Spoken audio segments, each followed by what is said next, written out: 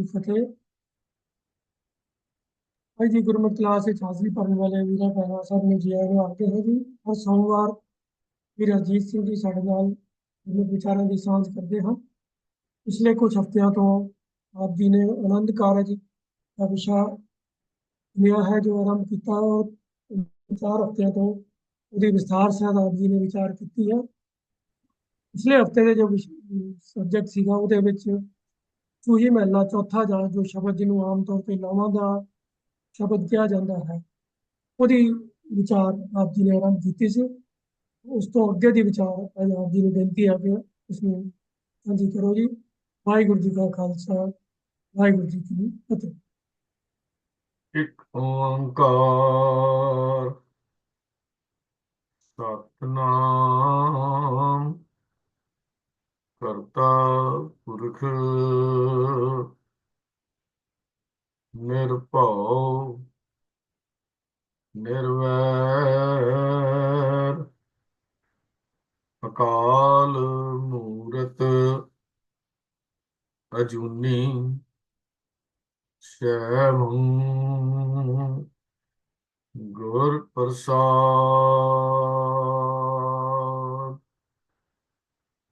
ਵਾਹਿਗੁਰੂ ਜੀ ਕਾ ਖਾਲਸਾ ਵਾਹਿਗੁਰੂ ਜੀ ਕੀ ਫਤਿਹ।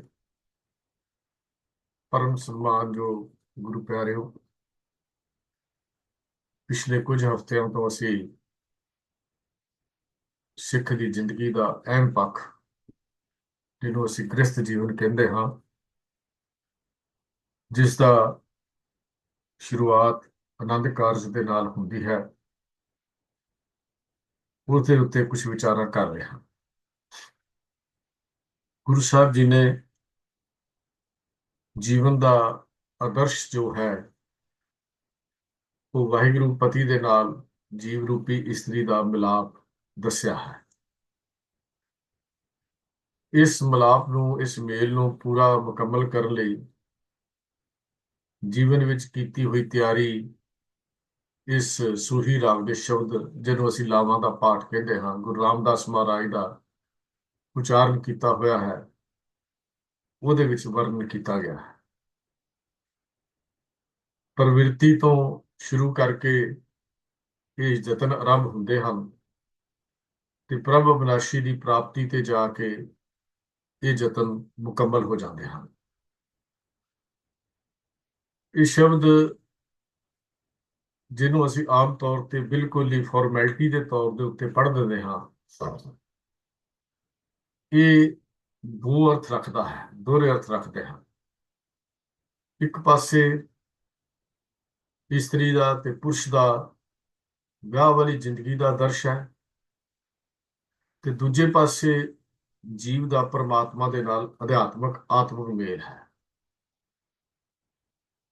ਇਸਤਰੀ ਪੁਰਸ਼ ਦੀ ਜਾਂ ਪਤੀ ਪਤਨੀ ਦੀ ਮੈਰਿਡ ਲਾਈਫ, ਵਿਆਹੁਤਾ ਜ਼ਿੰਦਗੀ ਪਰਮਾਤਮਾ ਤੇ ਆਤਮਾ ਦੇ ਮੇਲ ਦੇ ਨਮੂਨੇ ਦੇ ਉੱਤੇ ਅਸੀਂ ਢਲਣੀ ਹੈ। ਕਿੰਨੀ ਕੁ ਢਾਲਣੀ ਹੈ? ਆਤਮਾ ਤੇ ਪਰਮਾਤਮਾ ਦੇ ਇੱਕ ਰਿਲੇਸ਼ਨ ਹੈ ਜਿਹਦੇ ਮੁਤਾਬਕ ਇਹ ਗੱਲ ਚੱਲੇਗੀ। ਜਿਵੇਂ ਨਿਵਿਰਤੀ ਛੱਡ ਕੇ ਪ੍ਰਵਿਰਤੀ ਸਿਖਾਈ ਜਾਂਦੀ ਹੈ ਇਸ ਸੰਸਾਰ ਵਿੱਚ, ਇਸ ਗ੍ਰਸਤ ਦੇ ਵਿੱਚ, ਤਿਵੇਂ ਹੀ ਵਿਆਹ ਤਾਂ ਜੋੜੇ ਨੇ ਜਾਂ ਦੰਪਤੀ ਦਾ ਵਿਆਹ ਜਿਹੜਾ ਹੈ ਉਹ ਗ੍ਰਸਤ ਵਿੱਚ ਪ੍ਰਵੇਸ਼ ਹੋਣ ਦੀ ਪਹਿਲੀ ਪੌੜੀ ਮੰਨਿਆ ਜਾਂਦਾ ਹੈ। ਜਿਵੇਂ ਸੰਸਾਰ ਵਿੱਚ ਇੱਕ ਡਰ, ਫਿਰ ਪਿਆਰ, ਬੈਰਾਗ, ਸਹਿਜ ਅਵਸਥਾ, ਇਹ ਮਿਲਣ ਲਈ ਪਤੀ ਪਤਨੀ ਲਈ ਜ਼ਰੂਰੀ ਹੈ ਕਿ ਉਹ ਆਪਣੇ ਭਰਤਾ ਨਾਲ, ਸਾਂਝੇ ਭਰਤਾ ਪਰਮਾਤਮਾ ਨਾਲ ਮੇਲ ਕਰੇ। ਉਹਦੇ ਲਈ ਡਰ ਦਾ ਹੋਣਾ, ਡਰ ਮਨੇ ਫਿਰ ਪ੍ਰੇਮ, ਬੈਰਾਗ ਤੇ ਸਹਿਜ ਅਵਸਥਾ। ਇਸੇ ਤਰ੍ਹਾਂ ਹੀ ਸੰਸਾਰ ਦੇ ਗ੍ਰਸਤੀ ਜੀਵਨ ਦੇ ਵਿੱਚ ਵੀ ਡਰ, ਪ੍ਰੇਮ, ਬੈਰਾਗ ਤੇ ਸਹਿਜ, ਇਹ ਚੀਜ਼ਾਂ ਦਾ ਹੋਣਾ ਜ਼ਰੂਰੀ ਹੈ, ਜਿਹੜੀਆਂ ਚੀਜ਼ਾਂ ਸਾਨੂੰ ਗੁਰਬਾਣੀ ਨੇ ਜਾਂ ਗੁਰਬਾਣੀ ਦੇ ਇਸ ਸ਼ਬਦ ਵਿੱਚ ਦੱਸੀਆਂ ਗਈਆਂ ਹਨ। ਪਿਛਲੇ ਹਫ਼ਤੇ ਜਦੋਂ ਵਿਚਾਰ ਕੀਤੀ ਸੀ, ਦੂਸਰਾ ਜੋ ਅੰਕ ਹੈ, ਦੂਜਾ ਪਦਾ ਹੈ, ਹਰ ਦੂਜੜੀ ਲਾਮ ਸਤਿਗੁਰ ਪੁਰਖ ਮਿਲਾਇਆ ਬਲਰਾਮ ਜੀਓ। ਨਿਰਭਉ ਭੈ ਮਨ ਹੋਏ, ਹਉਮੈ ਮੈਲ ਗਵਾਇਆ ਬਲਰਾਮ ਜੀਓ। ਨਿਰਮਲ ਭਉ ਪਾਇਆ ਹਰ ਗੁਣ ਗਾਇਆ, ਹਰ ਵੇਖੇ RAM ਹਦੂਰੇ। ਹਰ ਆਤਮ ਰਾਮ ਪਸਾਰਿਆ ਸੁਆਮੀ, ਸਰਬ ਰਿਹਾ ਭਰਪੂਰੇ। ਅੰਤਰ ਬਾਹਰ ਹਰ ਪ੍ਰਭ ਏਕੋ, ਮਿਲ ਹਰ ਜਨ ਮੰਗਲ ਗਾਏ। ਜਨ ਨਾਨਕ ਦੂਜੀ ਲਾਮ ਚਲਾਈ, ਅਨਹਦ ਸ਼ਬਦ ਵਜਾਏ। ਇਹਦੇ ਕੁਝ ਵਿਚਾਰ ਅਸੀਂ ਕਰ ਚੁੱਕੇ ਸੀ। ਦੋ ਚੀਜ਼ਾਂ ਇਸ ਵਿੱਚ ਬੜੀਆਂ ਹੀ ਖੂਬਸੂਰਤ ਦੱਸੀਆਂ ਗਈਆਂ। ਇਸ ਦੂਜੀ ਲਾਮ ਦਾ ਜਦੋਂ ਪਾਠ ਹੁੰਦਾ ਹੈ, ਦੋ ਚੀਜ਼ਾਂ ਬੜੀਆਂ ਸਪਸ਼ਟ ਜਿਹੀਆਂ ਉੱਘੜ ਕੇ ਸਾਹਮਣੇ ਆਉਂਦੀਆਂ ਹਨ। ਇੱਕ ਹੈ ਨਿਰਮਲ ਭਉ ਤੇ ਦੂਜਾ ਹੈ ਹਉਮੈ ਦੀ ਮੈਲ। ਦੋ ਚੀਜ਼ਾਂ ਬੜੀਆਂ ਜੋ ਮੈਨੂੰ ਸਮਝ ਆਈ ਕਮਾਲ ਦੀਆਂ ਹਨ। ਨਿਰਮਲ ਨਿਰਭਉ ਭੈ ਮਨ ਹੋਏ, ਹਉਮੈ ਮੈਲ ਗਵਾਇਆ ਬਲਰਾਮ ਜੀਓ। ਨਿਰਮਲ ਭਉ ਪਾਇਆ ਹਰ ਗੁਣ ਗਾਇਆ, ਹਰ ਵੇਖੇ RAM ਹਦੂਰੇ। ਨਿਰਮਲ ਭਉ ਦੀ ਗੱਲ ਤੇ ਹਉਮੈ ਦੀ ਮੈਲ ਗਵਾਉਣ ਦੀ ਗੱਲ, ਇਹ ਬੜੀਆਂ ਕੀਮਤੀ ਗੱਲਾਂ ਹਨ ਦੋਨੇ। ਜਦੋਂ ਮਨੁੱਖ ਨਾਮ ਦੇ ਜਾਂ ਪ੍ਰਮਾਤਮਾ ਦੀ ਯਾਦ ਦੇ ਇੱਕ ਪ੍ਰਵਿਰਤੀ ਕਰਨ ਦੇ ਵਿੱਚ ਲੱਗ ਜਾਂਦਾ ਹੈ, ਤੇ ਫਿਰ ਹੌਲੀ ਹੌਲੀ ਗੁਰੂ ਦੀ ਬਖਸ਼ਿਸ਼ ਦੇ ਨਾਲ, ਰੱਬ ਦੀ ਬਖਸ਼ਿਸ਼ ਦੇ ਨਾਲ, ਪ੍ਰਮਾਤਮਾ ਦੀ ਮਿਹਰ ਦੇ ਨਾਲ ਇਹਦਾ ਮਿਲਾਪ ਗੁਰੂ ਦੇ ਨਾਲ ਹੁੰਦਾ ਹੈ। ਗੁਰੂ ਮਿਲਾਇਆ, ਸਤਿਗੁਰ ਪੁਰਖ ਮਿਲਾਇਆ। ਗੁਰੂ ਦੇ ਮਿਲਾਪ ਨਾਲ ਫਿਰ ਜਦੋਂ ਜੀਵਨ ਵਿੱਚ ਤਬਦੀਲੀਆਂ ਆਉਂਦੀਆਂ ਹਨ, ਉਹਦੇ ਵਿੱਚ ਸਭ ਤੋਂ ਪਹਿਲੀ ਹੈ ਕਿ ਪ੍ਰਮਾਤਮਾ ਦੇ ਨਿਰਮਲ ਭਉ ਵਿੱਚ ਜਦੋਂ ਜੀਵ ਰਹਿਣਾ ਸਿੱਖ ਜਾਂਦਾ ਹੈ, ਹਉਮੈ ਦੀ ਮੈਲ ਫਿਰ ਉਤਾਰ ਲੈਂਦਾ ਹੈ। ਜਿਹੜੀ ਇਸ ਗੱਲ ਦੱਸੀ ਗਈ, ਦੋ ਚੀਜ਼ਾਂ ਬੜੀਆਂ ਕਮਾਲ ਦੀਆਂ ਹਨ। ਪਰਮਾਤਮਾ ਦੇ ਅਦਬ ਭਉ, ਨਿਰਮਲ ਭਉ ਕੀ ਹੈ? ਪਰਮਾਤਮਾ ਦਾ ਅਦਬ ਭਉ। ਤੇ ਜਦੋਂ ਉਹ ਮਨੁੱਖ ਉਸ ਅਦਬ ਭਉ ਵਿੱਚ ਰਹਿ ਕੇ, ਰੱਬੀ ਅਦਬ ਵਿੱਚ ਜੀ ਕੇ ਹਉਮੈ ਦੀ ਮੈਲ ਉਤਾਰ ਲੈਂਦਾ ਹੈ, ਫਿਰ ਇਹਦੇ ਜੀਵਨ ਨੂੰ ਖੂਬਸੂਰਤ ਬਣਦਾ ਹੈ। ਹਉਮੈ ਦੀ ਮੈਲ ਜਦੋਂ ਲੱਥ ਜਾਵੇ, ਹਰ ਪਾਸੇ ਫਿਰ ਨਿਰੰਕਾਰ ਨਜ਼ਰ ਆਉਂਦਾ ਹੈ। ਫਿਰ ਪਤੀ ਪਤਨੀ ਦਾ ਇਹ ਸੰਬੰਧ ਕੇਵਲ ਸਰੀਰਾਂ ਤੱਕ ਨਹੀਂ ਰਹਿੰਦਾ। ਇਸ ਸੰਬੰਧ ਵਿੱਚੋਂ ਹਰ ਪਾਸੇ ਜਦੋਂ ਨਿਰੰਕਾਰ ਦਿਸੇਗਾ, ਫਿਰ ਪਤੀ ਵਿੱਚੋਂ ਵੀ ਨਿਰੰਕਾਰ ਦਿਸੇਗਾ, ਪਤਨੀ ਨੂੰ ਪਤਨੀ ਵਿੱਚੋਂ, ਪਤੀ ਨੂੰ ਪਤਨੀ ਵਿੱਚੋਂ ਵੀ ਨਿਰੰਕਾਰ ਦਿਸੇਗਾ। ਭਾਵ ਅੰਦਰੋਂ ਹਉਮੈ ਦੀ ਜਦੋਂ ਦੀਵਾਰ ਟੁੱਟਦੀ ਹੈ, ਫਿਰ ਮਨੁੱਖਾਂ ਦੀਆਂ ਪਾਈਆਂ ਹੋਈਆਂ ਵਿਤਕਰੇ ਦੀਆਂ, ਮੈਂ ਵੱਡਾ ਤੂੰ ਵੱਡਾ, ਮੇਰੀ ਸੋਚ ਚੰਗੀ ਤੇਰੀ ਸੋਚ ਚੰਗੀ, ਮੇਰੇ ਵਿਚਾਰ ਵਧੀਆ ਤੇਰੇ ਵਿਚਾਰ ਵਧੀਆ ਮਾੜੇ, ਤੇਰੇ ਘਰ ਵਾਲੇ ਮਾੜੇ ਮੇਰੇ ਘਰ ਵਾਲੇ ਚੰਗੇ, ਇਹ ਚੀਜ਼ਾਂ ਕਦੋਂ ਪੈਦਾ ਹੁੰਦੀਆਂ ਨੇ? ਜਦੋਂ ਅੰਦਰ ਹਉਮੈ ਦੀ ਕੰਧ ਬੀਜੀ ਬਣੀ ਹੋਈ ਹੋਵੇ। ਗ੍ਰਸਤੀ ਜੀਵਨ ਦੇ ਵਿੱਚ ਸਫਲਤਾ ਦੇ ਲਈ ਜ਼ਰੂਰੀ ਹੈ ਕਿ ਇਹ ਚੀਜ਼ਾਂ ਅੰਦਰੋਂ ਟੁੱਟਣ, ਇਹਦੀ ਦੀਵਾਰ ਟੁੱਟ ਜਾਏ। ਇਹ ਚੀਜ਼ਾਂ ਦਾ ਅੰਦਰ ਜੋ ਸਾਡੇ ਵਿਤਕਰੇ ਹਨ, ਇਹ ਵਿਤਕਰੇ ਦੀਆਂ ਦੀਵਾਰਾਂ ਟੁੱਟ ਜਾਣ।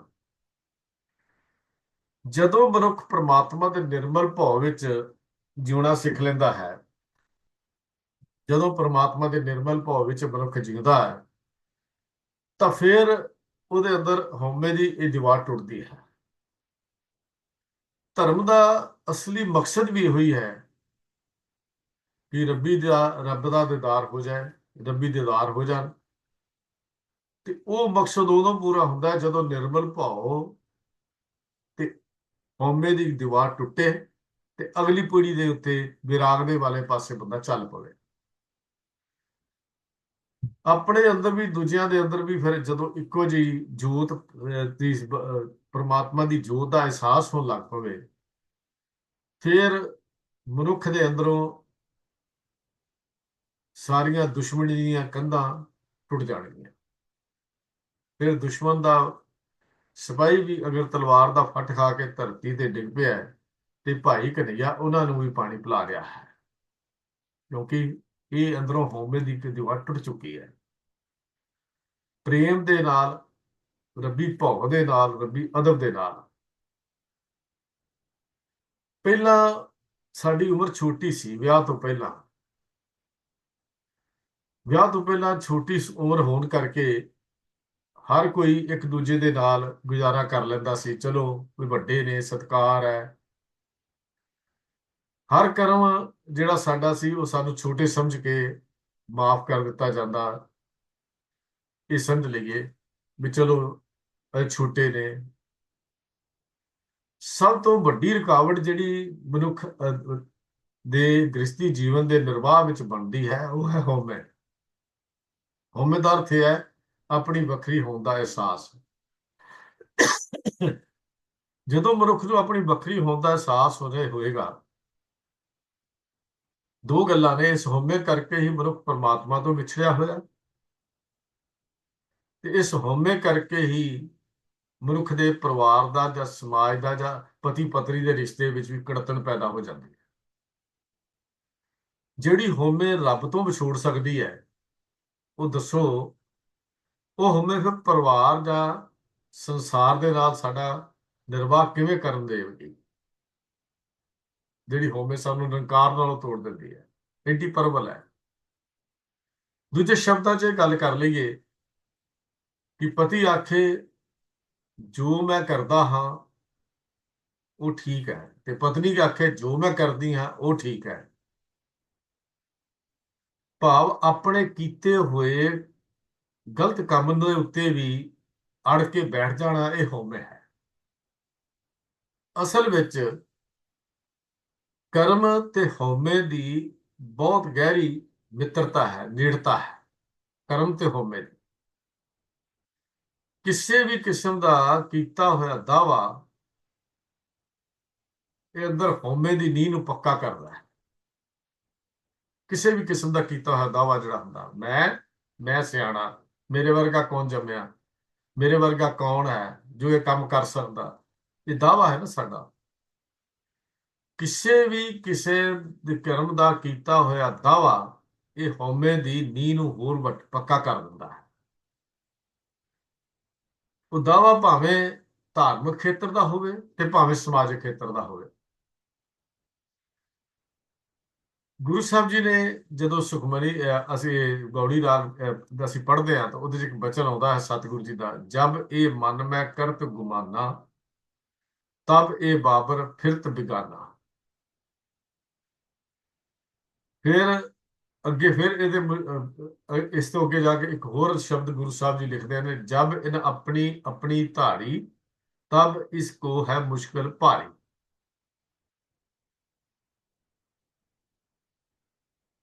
ਜਦੋਂ ਆਪੋ ਆਪਣੀ ਪੈ ਜਾਂਦੀ ਹੈ ਨਾ, ਫਿਰ ਜੀਵਨ ਦੇ ਵਿੱਚ ਨਾ ਤਾਂ ਪਰਮਾਤਮਾ ਦਾ ਮਿਲਾਪ ਹੁੰਦਾ ਹੈ ਤੇ ਨਾ ਹੀ ਜੀਵਨ ਵਿੱਚ ਗ੍ਰਸਤੀ ਜੀਵਨ ਦੀ ਸਫਲਤਾ ਮਿਲਦੀ ਹੈ।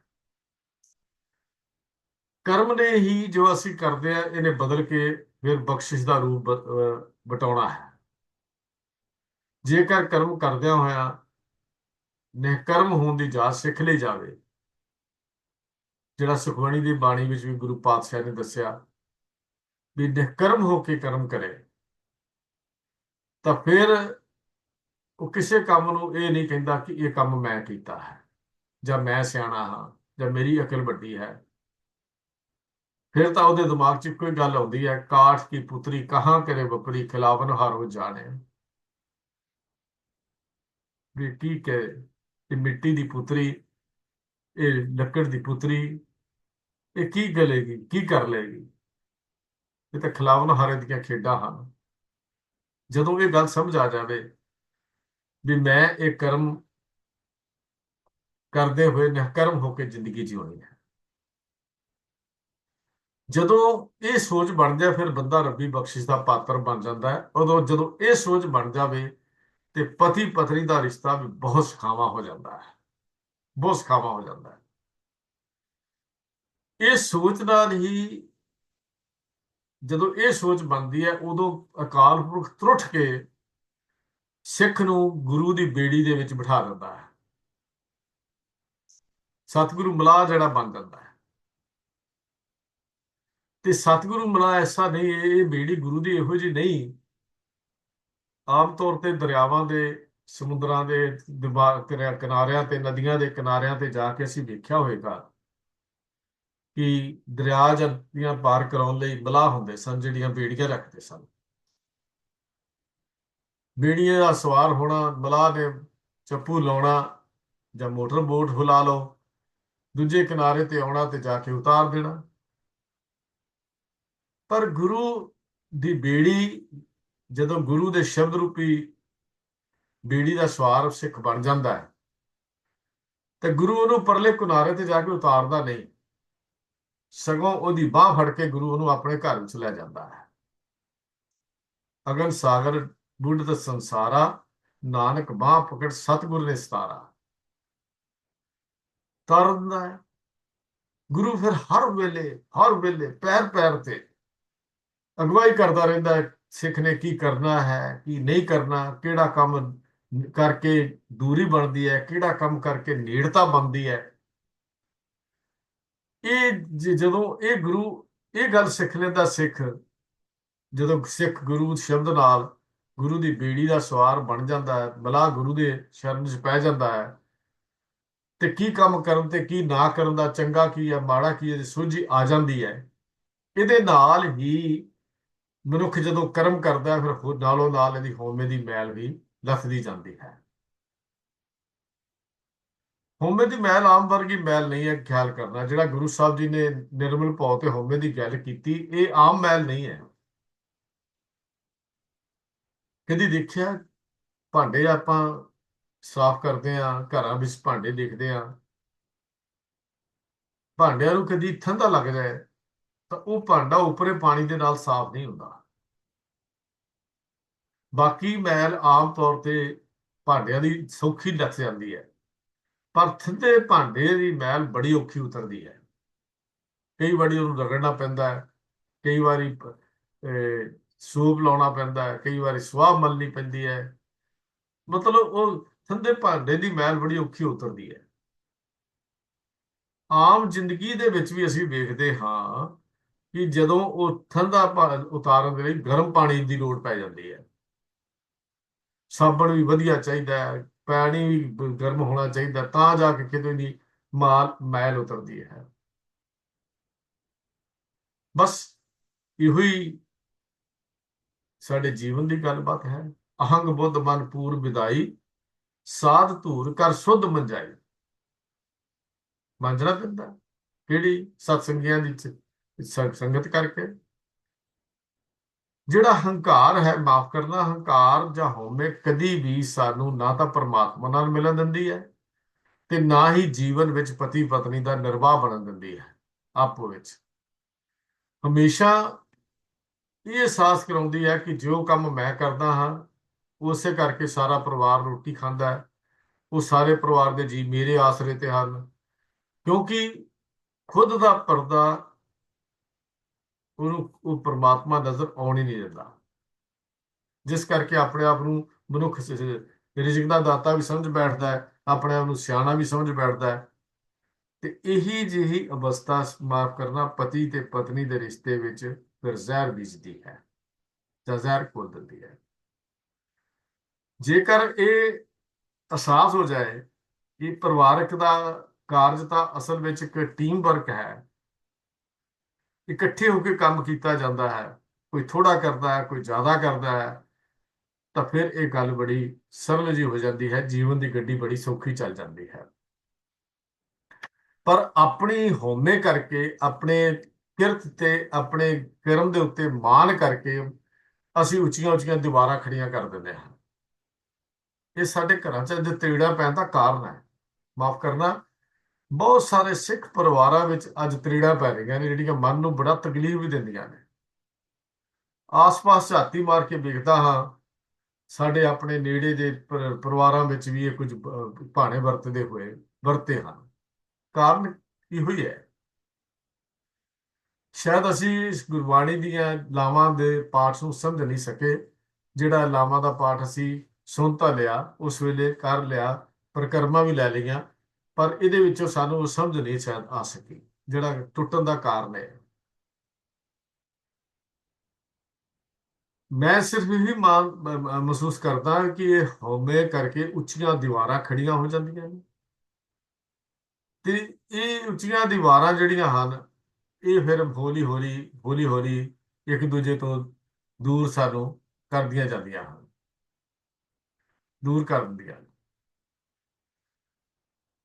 ਜਦੋਂ ਅਸੀਂ ਇਹ ਵਿਚਾਰ ਆਪਣੇ ਅੰਦਰ ਪੱਕੇ ਕਰ ਲਾਂਗੇ ਵੀ ਨਿਰਮਲ ਭਾਉ ਤੇ ਹਉਮੈ ਦੀ ਮੈਲ ਨੂੰ ਤੋੜਨਾ ਹੈ, ਫਿਰ ਸਾਡੇ ਅੰਦਰ ਪ੍ਰਮਾਤਮਾ ਸਤਿਗੁਰੂ ਜਿਹੜਾ ਪੁਰਖ ਮਿਲਾਇਆ, ਗੁਰੂ ਮਿਲਾਇਆ ਸੀ, ਉਹ ਸਾਡੀ ਹਉਮੈ ਦੀ ਮੈਲ ਨੂੰ ਦੂਰ ਕਰ ਦਿੰਦਾ ਹੈ। ਜ਼ਿੰਦਗੀ ਵਿੱਚ ਫਿਰ ਅਦਬ ਨਾਲ ਜਿਉਣਾ ਸਿੱਖਣਾ ਆ ਜਾਂਦਾ ਹੈ। ਪ੍ਰਮਾਤਮਾ ਦਾ ਅਦਬ, ਜ਼ਿੰਦਗੀ ਦੇ ਵਿੱਚ ਰੱਬੀ ਹੁਕਮ ਵਿੱਚ ਚੱਲ ਕੇ ਜ਼ਿੰਦਗੀ ਨੂੰ ਗੁਜ਼ਾਰਨਾ, ਰੱਬੀ ਹੁਕਮਾਂ ਦੀ ਰੋਸ਼ਨੀ ਵਿੱਚ ਜ਼ਿੰਦਗੀ ਨੂੰ ਬਸਰ ਕਰਨਾ ਤੇ ਉਹਦੀ ਯਾਦ ਵਿੱਚ ਜਿਉਣਾ, ਇਹ ਸਿਮਰਨ ਕਹਾਉਂਦਾ ਹੈ, ਜਿਹਨੂੰ ਸਿਮਰਨ ਕਹਿ ਦਿੰਦੇ ਆ। ਦੂਜੇ ਪਾਸੇ ਜਦੋਂ ਸਾਰਿਆਂ ਵਿੱਚ ਰੱਬੀ ਨੂਰ ਨਜ਼ਰ ਆਉਂਦਾ ਹੈ, ਸੰਸਾਰ ਨੂੰ ਆਪਣਾ ਪਰਿਵਾਰ ਸਮਝ ਕੇ ਰੱਬੀ ਦਰਬਾਰ ਵਿੱਚ ਉਹਦੇ ਸੁੱਖਾਂ ਲਈ ਵੀ ਅਰਦਾਸ ਕਰਨੀ, ਜਦੋਂ ਇਹ ਬਿਰਤੀ ਬਣ ਜਾਏ, ਇਹ ਉਦੋਂ ਬਣੇਗੀ ਜਦੋਂ ਨਿਰਮਲ ਭਾਉ ਤੇ ਹਉਮੈ ਸਾਡੇ ਅੰਦਰੋਂ ਚਲੀ ਜਾਏਗੀ। ਫਿਰ ਖੁਦਗਰਜੀ ਜਿਹੜੀ ਹੈ ਉਹ ਖੁਦਾ ਪ੍ਰਸਤੀ ਬਣ ਜਾਂਦੀ ਹੈ। ਜੀਵ ਨੂੰ ਆਪਣੇ ਅੰਦਰ ਤੇ ਦੂਜਿਆਂ ਦੇ ਅੰਦਰ ਇੱਕ ਨਿਰੰਕਾਰ ਦੀ ਹੋਂਦ ਹੋਣ ਸਮਝ ਆਉਣ ਕਰਕੇ ਵਿਤਕਰੇ ਦਾ ਤਾਂ ਸਵਾਲ ਹੀ ਫਿਰ ਪੈਦਾ ਨਹੀਂ ਹੁੰਦਾ। ਫਿਰ ਵਿਤਕਰਾ ਨਹੀਂ, ਨਫ਼ਰਤ ਨਹੀਂ, ਫਿਰ ਪਿਆਰ ਹੁੰਦਾ ਹੈ ਤੇ ਪਿਆਰ ਹੀ ਗ੍ਰਸਤੀ ਜੀਵਨ ਦੀ ਸਫਲਤਾ ਦਾ ਇੱਕ ਮੂਲ ਸੋਮਾ ਹੈ। ਤੇ ਮੂਲ ਕਦੇ ਵੀ ਦੂਰ ਹੋ ਕੇ ਨਹੀਂ, ਮੂਲ ਹਮੇਸ਼ਾ ਨੇੜੇ ਹੋ ਕੇ ਮਿਲਦਾ ਹੈ। ਤੇ ਜ਼ਿੰਦਗੀ ਨੂੰ ਬਹੁਤ ਖੂਬਸੂਰਤ ਬਣਾਉਣ ਲਈ ਗੁਰੂ ਸਾਹਿਬ ਜੀ ਨੇ ਇਹ ਗੱਲ ਸਾਨੂੰ ਸਮਝਾ ਦਿੱਤੀ, ਧਨ ਫਿਰ ਇਹ ਨਾ ਆਖੀਆਂ ਬਹਿਨ ਇਕੱਠੇ ਹੋਏ, ਏਕ ਜੋਤ ਦੋਇ ਮੂਰਤੀ ਧਨ ਫਿਰ ਕਹੀਏ ਸੋਏ। ਜਿਹੜਾ ਧਨ ਫਿਰ ਦੇ ਰਿਸ਼ਤੇ ਵਿੱਚ ਗੰਢ ਬੰਨ੍ਹ ਦੇਵੇ, ਉਹਨੂੰ ਹੰਕਾਰ ਕਹਿੰਦੇ ਨੇ। ਜਿਹੜਾ ਦੀਵਾਰ ਖੜੀ ਕਰ ਦੇਵੇ ਪਤੀ ਪਤਨੀ ਦੇ ਰਿਸ਼ਤੇ ਵਿੱਚ, ਪਰ ਸਤਿਗੁਰੂ ਜੀ ਇਹ ਦੀਵਾਰ ਨੂੰ ਤੋੜ ਕੇ ਜੀਵ ਨੂੰ ਇੱਕ ਦੂਜੇ ਦੀ ਜਿੰਦ ਜਾਨ ਬਣਾਉਂਦੇ ਨੇ, ਪਤੀ ਪਤਨੀ ਨੂੰ। ਤੇ ਇਹ ਗ੍ਰਸਤੀ ਹੀ ਸੰਸਾਰ ਲਈ ਮਿਸਾਲ ਬਣ ਕੇ ਜ਼ਿੰਦਗੀ ਜਿਉਂਦਾ ਹੈ। ਕਦੋਂ? ਜਦੋਂ ਇਹ ਸਮਝ ਆ ਜਾਏ, ਧਨ ਪਿਰਕਾ ਇੱਕ ਹੀ ਸੰਗ ਵਾਸਾ, ਵਿੱਚ ਹਉਮੈ ਭੀਤ ਕਰਾਰੀ। ਪਰ ਜਦੋਂ ਇਹ ਗੱਲ ਪਤਾ ਲੱਗ ਜਾਏ, ਗੁਰ ਪੂਰੇ ਹਉਮੈ ਭੀਤ ਤੋਰੀ, ਜਨ ਨਾਨਕ ਮਿਲੇ ਬਨਵਾਰੀ। ਗੁਰਪੂਰੇ ਨੇ ਤੋੜ ਦਿੱਤੀ। ਜਿਸ ਦੀ ਹਉਮੈ ਦੀ ਭੀਤ ਟੁੱਟ ਗਈ, ਪਰਿਵਾਰ ਨਾਲ ਹੀ ਨਹੀਂ, ਸੰਸਾਰ ਹਾਲ ਹੀ ਨਹੀਂ, ਬਲਕਿ ਨਿਰੰਕਾਰ ਦੇ ਨਾਲ ਵੀ ਉਹਦੀ ਪ੍ਰੀਤ ਬਣ ਜਾਂਦੀ ਹੈ, ਕਿਉਂਕਿ ਉਸਨੇ ਵਿਆਹ ਦਾ ਤੇ ਜੀਵਨ ਦੀ ਸਫਲਤਾ ਦਾ ਗੁੱਝਾ ਭੇਦ ਨੂੰ ਸਮਝ ਲਿਆ ਹੈ। ਇਹ ਦੂਜੀ ਲਾਮ ਹੈ ਜਿਹਦੇ ਵਿੱਚ ਨਿਰਮਲ ਭਾਉ ਦੀ ਗੱਲ ਤੇ ਕੀਤੀ ਹੈ। ਤੋ ਸੰਖੇਪ ਵਿੱਚ ਇਹਦੀ ਗੱਲ ਕੀਤੀ ਵੀ ਜਿਵੇਂ ਨਿਰਭਉ ਪ੍ਰਭੂ ਦਾ ਨਿਰਮਲ ਭਾਉ ਅੰਦਰ ਵਸਣ ਨਾਲ ਜਗਿਆਸੂ ਦੀ ਹਉਮੈ ਦੀ ਮੈਲ ਧੁੱਪਣੀ ਹੈ, ਇਵੇਂ ਹੀ ਇਸਤਰੀ ਨੇ ਪਤੀ ਦਾ ਸਤਿਕਾਰ ਤੇ ਅਦਬ ਕਰਨਾ, ਹਉਮੈ ਦੂਰ ਕਰਕੇ ਉਸ ਨਾਲ ਆਤਮਿਕ ਸਾਂਝ ਪੈਦਾ ਕਰਨੀ, ਪਤਨੀ ਨੇ ਪਤੀ ਨਾਲ, ਪਤੀ ਨੇ ਪਤਨੀ ਨਾਲ। इकबाल ने बड़ा खूबसूरत एक गल लिखी, अदब पहला करीना है मोहब्बत के करीने का। अदब पहला करीना है मोहब्बत के करीने का। जे मोहब्बत ਨੂੰ ਸੱਚਮੁੱਚ ਹੀ ਸਫਲ ਬਣਾਉਣਾ ਹੈ ਤੇ ਸਭ ਤੋਂ ਪਹਿਲਾ ਫਾਰਮੂਲਾ ਹੈ ਪਿਆਰ, ਅਦਬ, ਸਤਿਕਾਰ, ਨਿਰਮਲ ਭਾਵ, ਜਿਹਦੀ ਗੱਲ ਅਸੀਂ ਕਰਦੇ ਹਾਂ। ਭਾਈ ਨੰਦਲਾਲ ਸਿੰਘ ਤਾਂ ਬਹੁਤ ਹੀ ਖੂਬਸੂਰਤ ਲਿਖਦੇ ਨੇ। ਕਹਿੰਦੇ ਨੇ ਜੇ ਵਾਹਿਗੁਰੂ ਦੇ ਰਾਹ ਵਿੱਚ ਉਸ ਦੀ ਹਜ਼ੂਰੀ ਵਿੱਚ ਲੈ ਜਾਣ ਲਈ ਇੱਕੋ ਇੱਕ ਦਾਤ ਹੈ, ਉਹ ਹੈ ਅਦਬ, ਸਤਿਕਾਰ, ਨਿਰਮਲ ਭਾਵ। ਇਹ ਅਰਸ਼ੋਂ ਉਤਰੀ ਹੋਈ ਦਾਤ ਹੈ, ਪਰੰਤੂ ਸ਼ਰਤ ਇਹ ਹੈ ਕਿ ਅਦਬ ਬੁੱਲਾਂ ਉੱਤੇ ਹੀ ਨਾ ਹੋਵੇ, ਧੁਰ ਦਿਲ ਦੇ ਅੰਦਰ ਹੋਵੇ। ਅਦਬ ਕੇਵਲ ਜ਼ਬਾਨ ਤੇ ਨਾ ਹੋਵੇ, ਅੰਦਰੋਂ ਹੋਵੇ, ਪਿਆਰ ਅੰਦਰੋਂ ਹੋਵੇ। ਜਦੋਂ ਅਦਬ ਤੇ ਪਿਆਰ ਦੀ, ਅਦਬ ਨੂੰ ਪਿਆਰ ਦੀ ਅਸਲ 'ਚ ਪਹਿਲੀ ਸਜਾਵਟ ਮੰਨਿਆ ਗਿਆ ਹੈ। ਵਾਹਿਗੁਰੂ ਨੂੰ ਹਰ ਥਾਂ ਤੇ ਦੇਖਣਾ, ਇਹ ਅਦਬ ਹੈ, ਪਰਮਾਤਮਾ ਦਾ ਅਦਬ ਹੈ, ਉਹਦਾ ਸਤਿਕਾਰ ਹੈ। ਇਸ ਤੋਂ ਅੱਗੇ ਫਿਰ ਤੀਜੀ ਲਾਭ ਹੈ, ਜਿਹਦੇ ਵਿੱਚ ਚਾਓ ਤੋਂ ਬਰਾਗ ਦੀ ਗੱਲ ਕੀਤੀ ਗਈ ਹੈ, ਉਹਦੀ ਤੀਜੀ ਜਿਹੜੀ ਲਾਭ ਹੈ, ਉਹਦੇ ਵਿੱਚ ਚਾਓ ਤੇ ਬਰਾਗ ਦੀ ਗੱਲ ਕੀਤੀ ਗਈ ਹੈ। ਹਰ ਤੀਜਰੀ ਲਾਮ ਮਨ ਚਾਓ ਭਿਆ ਬੇਰਾਗੀਆਂ ਬਲ ਰਾਮ ਜੀਓ। ਸੰਤ ਜਨਾ ਹਰ ਮੇਲ ਹਰ ਪਾਇਆ ਵਡ ਭਾਗੀਆਂ ਬਲ ਰਾਮ ਜੀਓ। ਨਿਰਮਲ ਹਰ ਪਾਇਆ ਹਰ ਗੁਣ ਗਾਇਆ ਮੁਖ ਬੋਲੀ ਹਰ ਬਾਣੀ।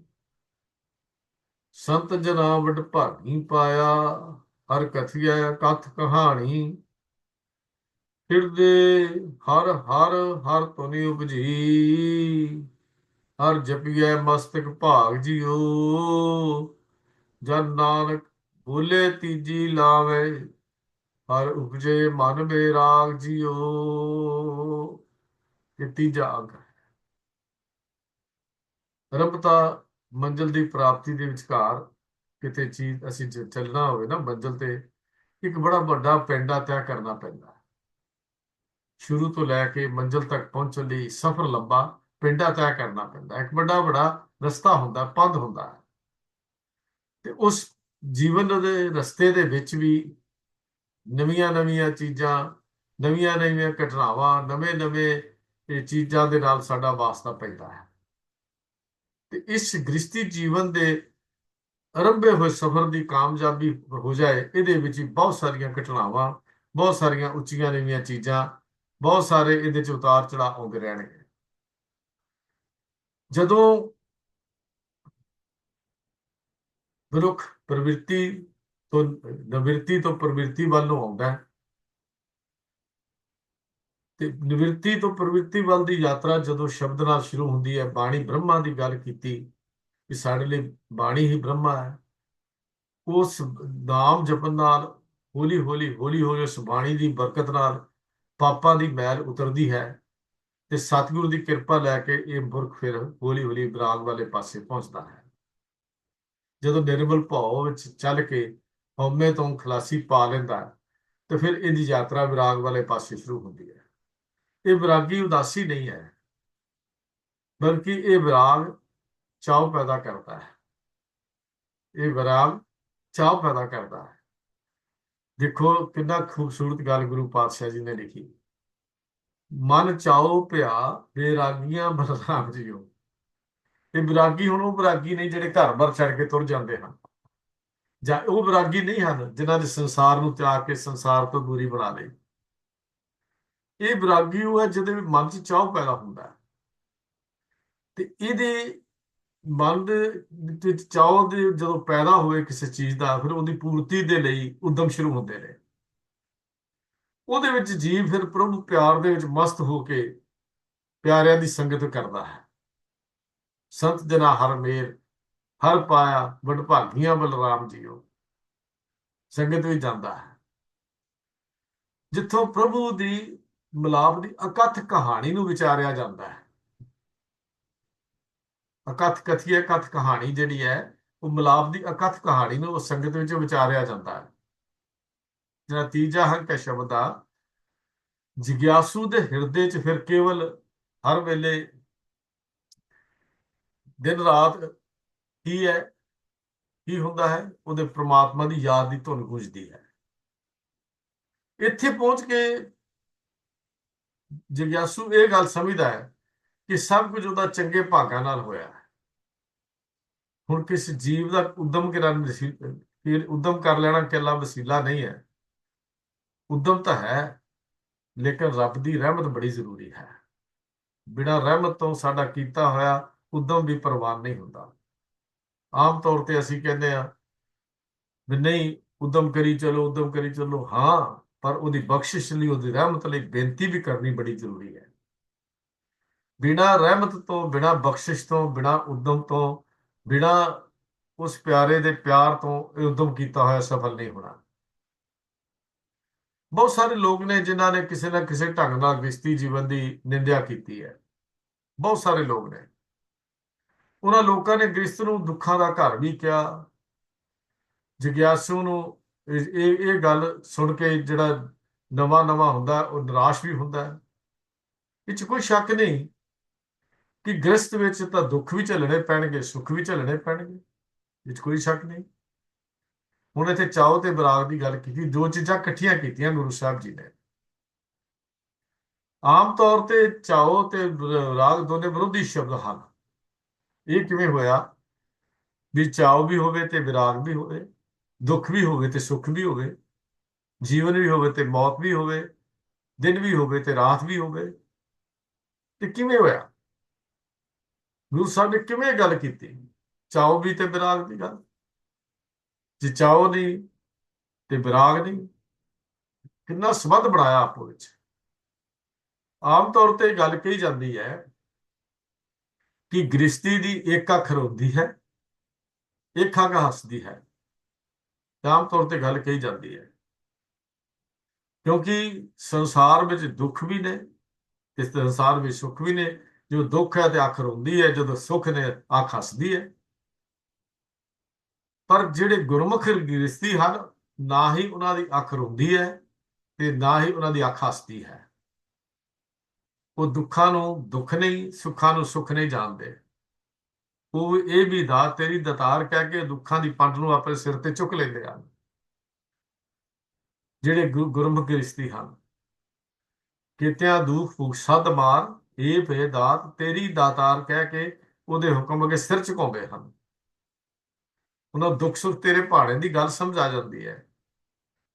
ਉਹਨਾਂ ਨੂੰ ਦੁੱਖ ਨਹੀਂ ਸਭ ਸੁੱਖ ਹੀ ਹੈ ਰੇ, ਏਕੇ ਏਕੀ ਨੇਤੇ ਬੁਰਾ ਨਹੀਂ ਸਭ ਭਲਾ ਹੀ ਹੈ ਰੇ, ਹਾਰ ਨਹੀਂ ਸਭ ਜੀਤੇ। ਕਾਨੜਾ ਰਾਗ ਦੇ ਬਚਨ ਸਮਝ ਆ ਜਾਂਦੇ ਹਨ। ਇਹ ਸੰਸਾਰ ਹੈ, ਪਰ ਪਿਆਰ ਖਿਆਲ ਕਰਨਾ। ਗ੍ਰਸਤੀ ਆਮ ਤੌਰ ਤੇ ਕਿਹਾ ਜਾਂਦਾ ਹੈ ਕਿ ਗ੍ਰਸਤੀ ਦੀ ਇੱਕ ਅੱਖ ਰੋਂਦੀ ਹੈ, ਇੱਕ ਅੱਖ ਹੱਸਦੀ ਹੈ। ਪਰ ਗੁਰੂ ਸਾਹਿਬ ਕਹਿੰਦੇ ਗੁਰਮੁਖ ਗ੍ਰਸਤੀ ਦੀ ਨਾ ਹੀ ਅੱਖ ਰੋਂਦੀ ਹੈ, ਨਾ ਹੀ ਕਦੀ ਅੱਖ ਹੱਸਦੀ ਹੈ। ਇਹ ਤਾਂ ਹਰ ਸਮੇਂ ਸਮਾਨ ਰਹਿੰਦੀ ਹੈ। ਇਹ ਤਾਂ ਜੋ ਨਰ ਦੁੱਖ ਮੈਂ ਦੁੱਖ ਨਹੀਂ ਮਾਨੇ, ਸੁਖ ਸਨੇ ਅਰ ਭੈ ਨਹੀਂ ਜਾ ਕੇ ਕੰਚਨ ਮਾਟੀ ਮਾਨੇ, ਉਸ ਅਵਸਥਾ ਦੇ ਉੱਤੇ ਪਹੁੰਚ ਜਾਂਦਾ ਹੈ। ਇਹ ਤੈਸਾ ਹਰਖ ਤੈਸਾ ਸੋਗ, ਸਦਾ ਆਨੰਦ ਦਾ ਨਹੀਂ ਵਿਯੋਗ। ਤੈਸਾ ਸਵਰਨ ਤੈਸੀ ਉਸ ਮਾਟੀ, ਤੈਸਾ ਅੰਮ੍ਰਿਤ ਤੈਸੀ ਬਿਖ ਖਾਟੀ। ਉਹਨੂੰ ਮਾਨ ਅਭਿਮਾਨ ਸਭ ਇੱਕੋ ਜਿਹੇ ਲੱਗਦੇ ਹਨ, ਕਿਉਂਕਿ ਮਾਨ ਅਭਿਮਾਨ ਮੰਦੇ ਸੋ ਸੇਵਕ ਨਹੀਂ। ਉਹਨੂੰ ਗੱਲ ਸਮਝ ਆ ਜਾਂਦੀ ਹੈ। ਲੋਕਾਂ ਨੇ ਜਿਹੜੇ ਇਹ ਗੱਲ ਕਹਿ ਦਿੱਤੀ ਸੀ ਕਿ ਇੱਕ ਅੱਖ ਹੱਸਦੀ ਹੈ, ਇੱਕ ਅੱਖ ਰੋਂਦੀ ਹੈ, ਪਰ ਖਿਆਲ ਕਰਨਾ, ਇਸ ਸੰਸਾਰ ਦੇ ਵਿੱਚ ਕੋਈ ਜੀਵ ਐਸਾ ਨਹੀਂ ਜਿਹਨੂੰ ਕਦੇ ਸੁੱਖ ਤੇ ਦੁੱਖ ਨਾਲ ਵਾਸਤਾ ਨਾ ਪਿਆ ਹੋਵੇ। ਹਰ ਬੰਦੇ ਦਾ ਪੈਂਦਾ। ਇਹ ਤਾਂ ਜ਼ਿੰਦਗੀ ਦੇ ਬਸਤਰ ਹਨ, ਜ਼ਿੰਦਗੀ ਦੇ ਕੱਪੜੇ ਹਨ, ਜਿਨ੍ਹਾਂ ਨੂੰ ਗੁਰੂ ਸਾਹਿਬ ਨੇ ਕੱਪੜੇ ਕਿਹਾ। ਜਿਵੇਂ ਸਰੀਰ ਲਈ ਕਦੇ ਗਰਮੀ ਦੇ ਕੱਪੜੇ, ਕਦੀ ਸਰਦੀ ਦੇ ਕੱਪੜੇ ਅਸੀਂ ਪਹਿਨਦੇ ਹਾਂ, ਇਸੇ ਤਰ੍ਹਾਂ ਮਨੁੱਖਾ ਜ਼ਿੰਦਗੀ ਵਿੱਚ ਕਦੇ ਦੁੱਖ ਤੇ ਕਦੀ ਸੁੱਖ ਦਾ ਕੱਪੜਾ ਪਹਿਨਣਾ ਪੈਂਦਾ ਹੈ। ਜ਼ਿੰਦਗੀ ਪਹਿਨਦੀ ਹੈ। ਸੁੱਖ ਦੁੱਖ ਦੋਏ ਕਰ ਕੱਪੜੇ, ਪਹਿਰੇ ਜਾਏ ਮਨੁੱਖ, ਤੇ ਪਹਿਨਣੇ ਪੈਂਦੇ ਆ। ਦੁੱਖਾਂ ਤੋਂ ਘਬਰਾ ਕੇ ਲੋਕਾਂ ਨੇ ਇਸ ਗ੍ਰਸਤ ਨੂੰ ਦੁੱਖਾਂ ਦਾ ਘਰ ਕਹਿ ਦਿੱਤਾ। ਆਮ ਤੌਰ ਤੇ ਸੰਸਾਰ ਵਿੱਚ ਤੇ ਵਿਰਾਗੀ ਬਣ ਕੇ ਬਾਹਰ ਚਲੇ ਗਏ, ਘਰ-ਬਾਰ ਤਿਆਗ ਗਏ, ਜੰਗਲਾਂ ਵਿੱਚ ਭਟਕੇ। ਸਤਿਗੁਰੂ ਜੀ ਨੇ ਤਾਂ ਕਿਰਪਾ ਕਰ ਦਿੱਤੀ। ਸੰਸਾਰ ਤੋਂ ਭੱਜਣਾ ਜਾਂ ਸੰਸਾਰ ਤੋਂ ਪਿਆਰ ਤੋੜ ਕੇ ਭੱਜ ਜਾਣ ਨਾਲ ਇਹ ਸੰਸਾਰ ਦੀ ਰੀਤ ਨਹੀਂ ਸਮਝਾਈ। ਗੁਰੂ ਨੇ ਤਾਂ ਸੱਚੇ ਧਰਮੀ ਪੈਦਾ ਕੀਤੇ ਹਨ। ਵਿਰਾਗ ਤਾਂ ਇੱਥੇ ਵੀ ਪੈਦਾ ਹੁੰਦਾ ਹੈ। ਇਸ ਸੰਸਾਰ ਵਿੱਚ ਰਹਿੰਦਿਆਂ ਵਿਰਾਗ ਪੈਦਾ ਕਰਨਾ ਹੈ, ਕਿਉਂਕਿ ਬਿਨਾਂ ਵਿਰਾਗ ਤੋਂ ਤਾਂ ਅਸੀਂ ਮਾਇਆ ਦੇ ਪ੍ਰਭਾਵ ਤੋਂ ਦੂਰ ਹੋ ਹੀ ਨਹੀਂ ਸਕਦੇ। ਬਿਨ ਵਿਰਾਗ ਨੇ ਛੁਟ ਸਮਾਇਆ। ਵਿਰਾਗ ਤਾਂ ਇੱਥੇ ਹੀ ਪੈਦਾ ਕਰਨਾ ਪਏਗਾ। ਪਰ ਇਹ ਵਿਰਾਗ ਉਹ ਵਿਰਾਗ ਨਹੀਂ ਹੈ ਜਿਹੜਾ ਗ੍ਰਸਤ ਆ ਕੇ ਪਤੀ ਛੱਡ ਕੇ, ਪਤਨੀ ਛੱਡ ਕੇ ਘਰੋਂ ਚਲਾ ਜਾਏ, ਬੱਚੇ ਛੱਡ ਕੇ ਚਲਾ ਜਾਏ। ਇਹ ਤਾਂ ਗ੍ਰਸਤੀ ਰਹਿੰਦਿਆਂ ਹੋਇਆ ਉਦਾਸ ਹੋਣ ਵਾਲੀ ਗੱਲ ਹੈ।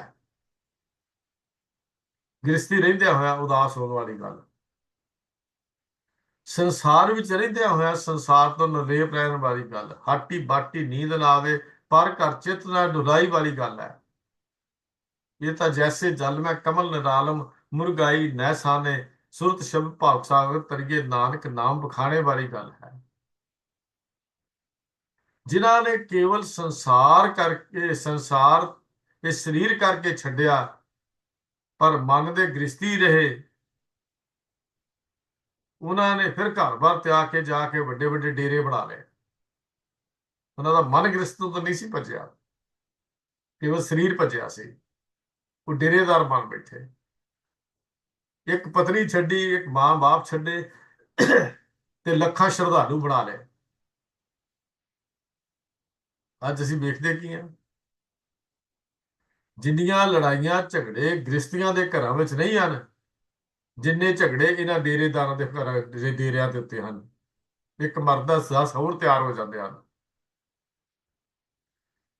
ਗੁਰਮਤਿ ਵਿੱਚ ਵਿਰਾਗ ਮਨ ਚਾਉ ਵਾਲਾ ਹੁੰਦਾ ਹੈ। ਮਨ ਵਿੱਚ ਖੇੜਾ ਹੋਵੇ, ਜ਼ਿੰਦਗੀ ਵਿੱਚ ਆਇਆ ਹਰ ਦੁੱਖ ਸੁੱਖ ਰੱਬੀ ਭਾਣਾ ਸਮਝ ਕੇ ਖੁਸ਼ੀ ਖੁਸ਼ੀ ਕੱਟਣਾ।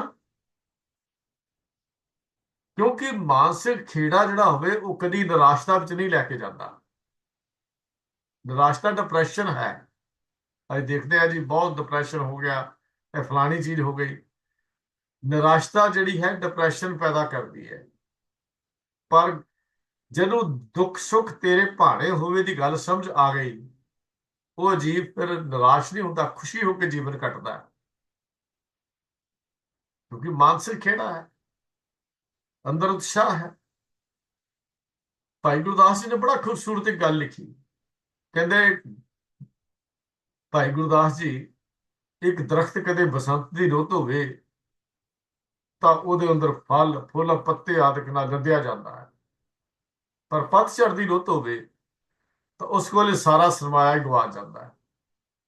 ਪਤਝੜ ਦੀ ਰੁੱਤ ਵਿੱਚ ਨਾ ਫੁੱਲ ਨਾ ਫਲ ਨਾ ਪੱਤੇ, ਕੁਝ ਵੀ ਨਹੀਂ। ਹੈਰਾਨੀ ਦੀ ਗੱਲ ਹੈ ਕਿ ਉਸ ਰੁੱਖ ਦੀ ਅਵਸਥਾ ਕਦੀ ਨਹੀਂ ਬਦਲਦੀ, ਉਹ ਇੱਕ ਸਾਲ ਲਈ ਚੱਲਦਾ ਆਪਣੇ ਸਿਰ ਤੇ। ਪਤਝੜ ਨੂੰ ਵੀ ਚੱਲਦਾ ਤੇ ਬਸੰਤ ਨੂੰ ਵੀ ਚੱਲਦਾ।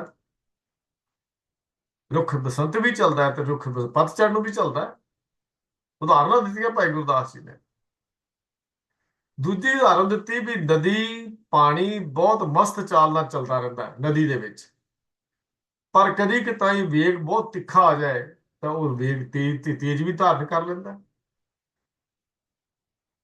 ਫਿਰ ਇੱਕ ਉਦਾਹਰਨ ਹੋਰ ਦਿੱਤੀ ਕਿ ਹੀਰਾ ਕਦੇ ਪਾਟੀਆਂ ਪੁਰਾਣੀਆਂ ਲੀਰਾਂ ਵਿੱਚ ਲਪੇਟਿਆ ਹੋਇਆ ਹੁੰਦਾ ਹੈ, ਪਰ ਕਦੇ ਉਹ ਸੋਨੇ ਦੇ ਵਿੱਚ ਹੀਰੇ ਨੂੰ ਜੜ ਦਿੱਤਾ ਜਾਵੇ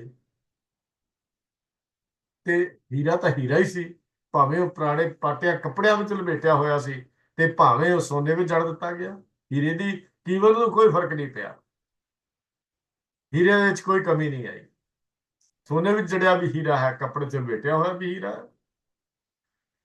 ਭਾਈ ਸਾਹਿਬ ਕਹਿੰਦੇ ਇਸੇ ਤਰ੍ਹਾਂ ਗੁਰੂ ਪਿਆਰ ਵਾਲਾ ਦੁੱਖ ਸੁੱਖ ਹਰਕ ਸੋਗ ਖੁਸ਼ੀ ਗਮੀ ਅਮੀਰੀ ਗਰੀਬੀ ਹਰ ਹਾਲ ਵਿੱਚ ਰੱਬੀ ਪ੍ਰੇਮ ਦੇ ਵਿੱਚ ਰੰਗਿਆ ਰਹਿੰਦਾ ਹੈ। ਇਹ ਹੈ ਮਨ ਚਾਓ ਤੇ ਵਿਰਾਗ। ਮਾਇਆ ਦੀਆਂ ਖੇਡਾਂ ਖੇਡਦਾ, ਗੁਰੂ ਵੱਲੋਂ ਬਖਸ਼ੀ ਹੋਈ ਜੁਗਤੀ ਜਿਹੜੀ ਹੈ ਉਹਦੇ ਨਾਲ ਪਰਮੇਸ਼ਰ ਨੂੰ ਮਿਲਾਪ ਦੀ ਤਾਂਘ ਉਹਦੇ ਅੰਦਰ ਜਿਹੜੀ ਮਾਇਆ ਦੀਆਂ ਖੇਡਾਂ ਖੇਡਦਿਆਂ ਵੀ ਖਤਮ ਨਹੀਂ ਹੁੰਦੀ, ਹੋਰ ਬਾਲੇ ਮਾਰਦੀ ਹੈ। जैसे एक समय द्रुम सफल सुपुत्र पुन, एक समय फूल फल पत्र गिर जात हैं। ਕਵਿਤ ਨੰਬਰ 497 ਹੈ ਭਾਈ ਗੁਰਦਾਸ ਜੀ ਦਾ।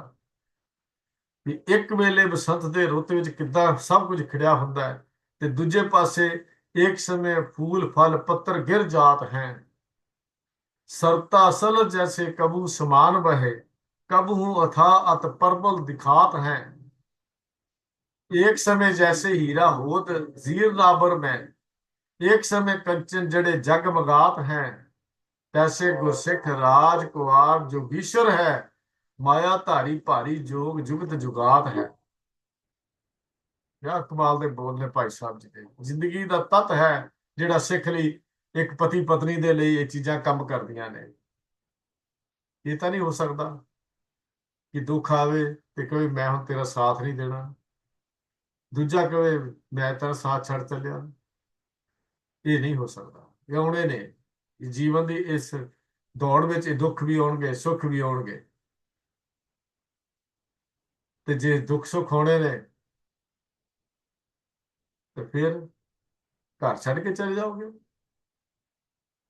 नहीं, खुदा को खुदा के आशिक तो हैं हजारों, बनों में फिरते हैं मारे मारे।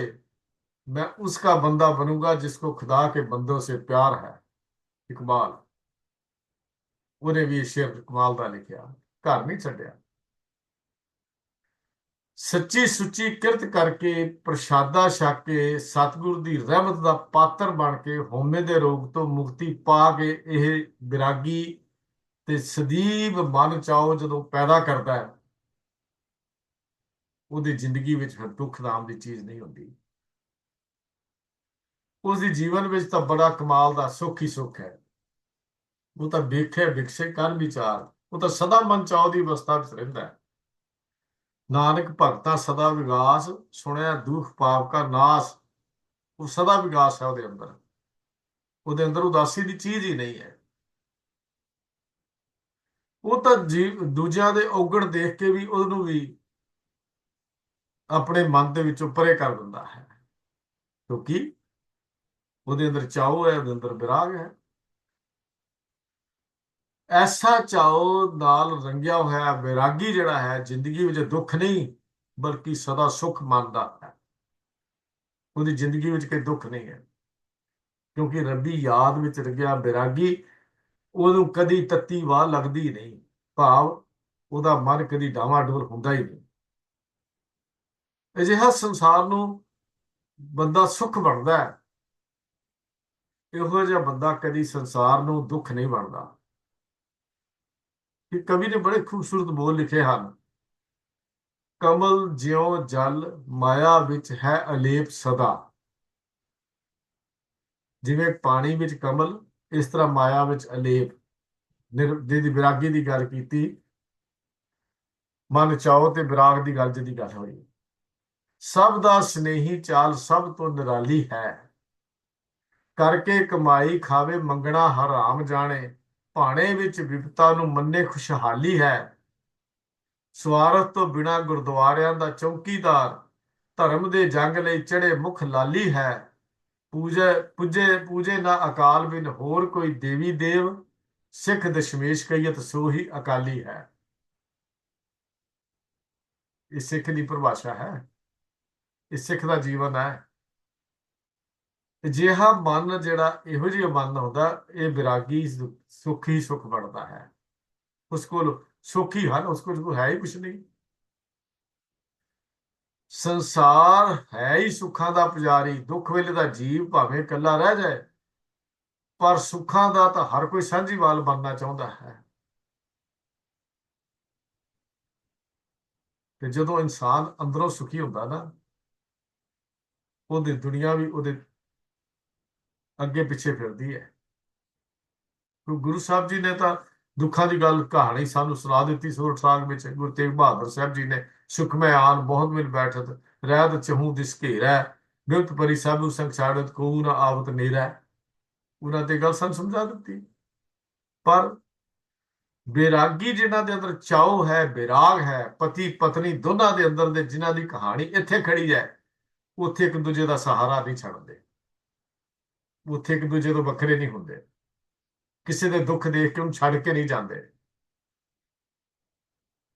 ਉਹਨੂੰ ਸਮਝ ਆ ਜਾਂਦੀ ਹੈ ਇਹ ਮੇਰਾ ਸਾਥੀ ਹੈ, ਸਾਰੇ ਸਾਥ ਛੱਡ ਜਾਣ ਪਰ ਮੈਂ ਇਸ ਦੁੱਖ ਵਿੱਚ ਸਾਥ ਨਹੀਂ ਛੱਡਣਾ। ਜਦੋਂ ਇਸ ਅਵਸਥਾ ਸਮਝ ਆਉਂਦੀ ਹੈ, ਫਿਰ ਹਰ ਸੁੱਖ ਸਾਂਝੇ ਹੋ ਜਾਂਦੇ ਨੇ। ਫਿਰ ਸ਼ਿਕਵਾ ਨਹੀਂ ਰਹਿੰਦਾ, ਗਿਲਾ ਨਹੀਂ ਰਹਿੰਦਾ। ਫਿਰ ਕਦੀ ਪਤੀ ਪਤਨੀ ਦਾ ਆਪਸੀ ਗਿਲੇ ਨਹੀਂ ਹੁੰਦੇ, ਉਲਾਮੇ ਨਹੀਂ ਹੁੰਦੇ, ਕਿਉਂਕਿ ਗਿਲੇ ਸ਼ਿਕਵੇ ਤਾਂ ਰਿਸ਼ਤੇ ਤੋੜਨ ਦੇ ਵਿੱਚ ਬਹੁਤ ਅੱਗੇ ਰਹਿ ਜਾਂਦੇ ਹਨ। ਐਸੇ ਮਨੁੱਖ ਜਿਹੜੇ ਹਨ, ਉਹ ਫਿਰ ਜੀਵਨ ਦੀ ਯਾਤਰਾ ਨੂੰ ਸਫਲ ਕਰਦੇ ਨੇ। ਜਦੋਂ ਇਸ ਪ੍ਰੇਮ ਤੇ ਵਿਰਾਗ ਦੇ ਚਾਉ ਤੇ ਵਿਰਾਗ ਵਿੱਚ ਰੰਗੀ ਹੋਈ ਆਤਮਾ ਜਦੋਂ ਇਹ ਗੱਲ ਕਰਦੀ ਹੈ ਨਾ, ਮਿਸਰ ਨਾਹੀ ਦਤਾਰ ਆਪਣਾ ਨਾਮ ਦਿਓ, ਗੁਣ ਗਾਵਾਂ ਦਿਨ ਰਾਤ ਨਾਨਕ ਚਾਓ ਇਹ, ਜਦੋਂ ਇਹ ਗੱਲ ਕਹਿੰਦੀ ਹੈ, ਫਿਰ ਦੋਨੇ ਇਕੱਠੇ ਮੰਗਦੇ ਨੇ। ਗ੍ਰਸਥ ਵਿੱਚ ਰਹਿੰਦਿਆਂ ਹੋਇਆ ਉਦਾਸ ਜਾਂ ਨਿਰਾਸ਼ ਨਹੀਂ ਹੋਣਾ, ਅੰਦਰ ਰੱਬੀ ਪ੍ਰੇਮ ਵਸਾ ਕੇ ਰੱਖਣਾ, ਚਾਓ ਤੇ ਪਿਆਰ ਪੈਦਾ ਕਰਨਾ, ਵਿਰਾਗ ਪੈਦਾ ਕਰਨਾ, ਹਰ ਪਾਸੇ ਝਾਤ ਮਾਰ ਕੇ ਆਨੰਦ ਹੀ ਆਨੰਦ ਮਾਣਨਾ, ਬਲਿਹਾਰ ਬਲਿਹਾਰ ਬਲਿਹਾਰ ਕਰਕੇ ਜ਼ਿੰਦਗੀ ਨੂੰ ਜੀਣਾ। ਕਿਉਂਕਿ ਫਿਰ ਤਾਂ ਇਉਂ ਆਪਣੇ ਆਪੇ ਮਤ ਗੱਲ ਨਿਕਲ ਜਾਣੀ ਬਲਿਹਾਰੀ ਗੁਰ ਆਪਣੇ ਦਿਹਾੜੀ ਸਦਵਾਰ ਜਿਨ ਮਾਨਸ ਤੇ ਦੇਵਤੇ ਕੀ ਇਹ ਕਰਤ ਨਾ ਲਾਗੀ ਬਾਰ। ਫਿਰ ਜਦੋਂ ਇਹ ਗੱਲ ਹੋਏਗੀ, ਐਸੇ ਗੁਰੂ ਕੋ ਬਲ ਬਲ ਜਾਈਏ ਆਪ ਮੁਕਤ ਮੋਹਿ ਤਾਰੇ। ਐਸੇ ਗੁਰੂ ਤੋਂ ਸਦਕੇ ਇਹ ਹੈ ਪ੍ਰੇਮ ਦਾ ਦੀਵਾਨਾ, ਹੈ ਵਿਰਾਗ ਤੇ ਸੱਚ ਦਾ ਜੋੜ। ਅਜਿਹੀ ਅਵਸਥਾ ਦੇ ਮਾਲਕ ਨੂੰ ਸੰਸਾਰ ਸੱਚੇ ਪਰਮੇਸ਼ਰ ਦੀ ਇੱਕ ਰਿਹਾਇਸ਼ ਹੀ ਪ੍ਰਤੀਤ ਹੁੰਦੀ ਹੈ। ਹਰ ਕਿਰਤ ਉਹਨੂੰ ਆਪਣੇ ਕਰਤੇ ਨਾਲ ਜੋੜਦੀ ਹੈ। ਵਿਆਹ ਹੀ ਨਹੀਂ ਬਲਕਿ ਜ਼ਿੰਦਗੀ ਦਾ ਸਫਲ ਗ੍ਰਸਤ ਜੀਵਨ ਵੀ ਸਿੱਖ ਜਾਂਦਾ ਹੈ। ਕਿਉਂਕਿ ਬਿਨਾਂ ਗ੍ਰਸਤੀ ਦੀ ਸਫਲਤਾ ਤੋਂ ਤਾਂ ਫਿਰ ਦੁੱਖ ਹੀ ਦੁੱਖ ਨਿਕਲਦੇ ਨੇ।